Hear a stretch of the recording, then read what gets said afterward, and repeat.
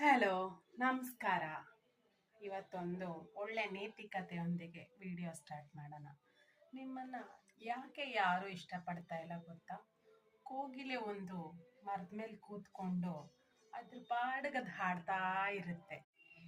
ಕೋಗಿಲೆ ರಾಗವಾಗಿ ಹಾಡ್ತಾ ಇರೋದು ಕೇಳಿ ಎಲ್ಲ ಪಕ್ಷಿಗಳಿಗೂ ಹೊಟ್ಟೆ ಕಿಚ್ಚು ಸೃಷ್ಟಿ ಆಯಿತು.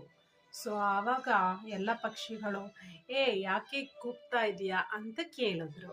ಕೋಗಿಲೆಗೆ ಆ ಪಕ್ಷಿಗಳು ಕೆಟ್ಟ ರಾಗದಲ್ಲಿ ಆಡ್ತಾ ಇದೆಯಾ ಅಂತೇಳಿ ಓಡಿಸ್ಬಿಡುತ್ತೆ. ಇದೇ ವಿಷಯಕ್ಕೆ ಕೋಗಿಲೆ ಬೇರೆ ಮರಕ್ಕೆ ಹೋಗಿ ದುಃಖಿಸುತ್ತಾ ಕೂತಿರುತ್ತೆ.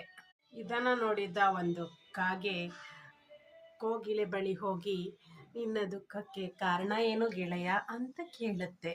ಕೋಗಿಲೆ ಹೇಳುತ್ತೆ ಕಾಗೆಗೆ, ನಾನು ಮರದ ಮೇಲೆ ಕೂತ್ಕೊಂಡು ಹಾಡು ಹೇಳ್ತಾ ಇದ್ದೆ.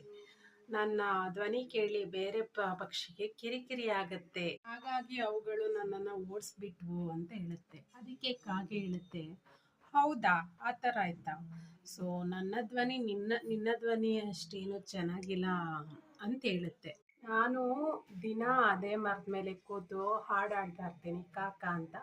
ಸೊ ನಾನು ಯಾವ ಪಕ್ಷಿನೂ ಓಡಿಸಿಲ್ವಲ್ಲ ಗೆಳೆಯ ಅಂತ ಹೇಳುತ್ತೆ.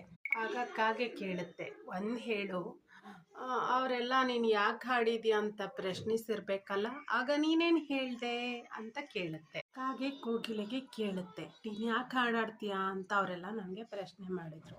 ಸೊ ಕೋಗಿಲೆ ಹೇಳ್ತು, ಸೊ ನಾನು ಖುಷಿಯಾಗಿದ್ದಾಗೆಲ್ಲ ಹಾಡು ಹಾಡ್ತೀನಿ ಅಂತ ಹೇಳ್ತು. ನೀನು ಸ್ವಾರ್ಥಿ ಅಂತ ಅವರೆಲ್ಲ ನನಗೆ ಬೈದು ಓಡಿಸಿದ್ರು ಅಂತ ಹೇಳುತ್ತೆ.